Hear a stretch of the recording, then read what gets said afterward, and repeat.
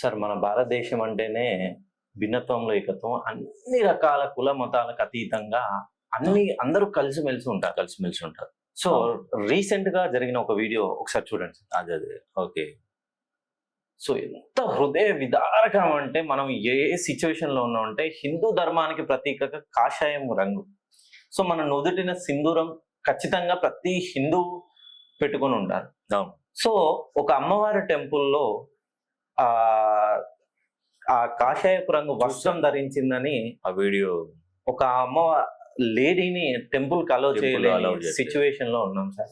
So అసలు ఎటు పోతుంది సార్ అసలు ఈ మన హిందూ ధార్మికత అంటేనే మనం భగవంతుణ్ణి కాషాయం వస్త్రాలు కట్టుకొని మనం భగవంతుని పూజించాలి.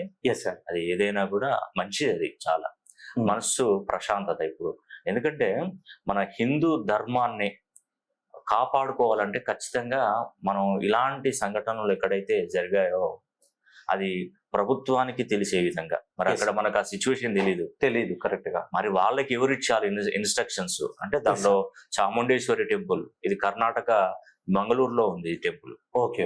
అక్కడికి ఆవిడను అసలు ఏ నిమిత్తం లోపలికి రావద్దు అని అంటున్నారు.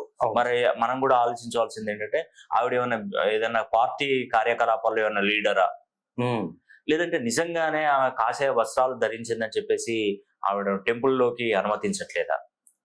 అంటే కాషాయం వస్త్రం ధరిస్తే టెంపుల్లోకి లోపలికి అలౌడ్ చేయలేదని చెప్పేసి మాత్రం ఇది చాలా కఠినంగా తీసుకోవాల్సిందే. ఇప్పుడు మన దేశంలో త్రివర్ణ పతాకం ఉంటుంది, దాంట్లో కూడా కాషాయం ఉంటది. మరి అవును సార్, అలా అని చెప్పేసి మనం జెండా ఎగిరేయకుండా ఊరుకుంటున్నామా? భారతీయులు పుట్టి లేదు సార్.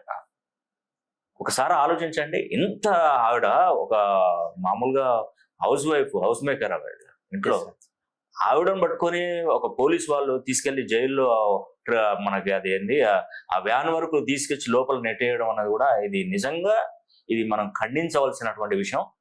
నిజంగా ఇలాంటి విషయాలు మళ్ళీ ఎక్కడ కూడా పునరావృతం కాకుండా అక్కడ ఉన్నటువంటి గవర్నమెంట్ చర్యలు తీసుకోవాలని కూడా నేను వాళ్ళని కోరడం జరిగింది.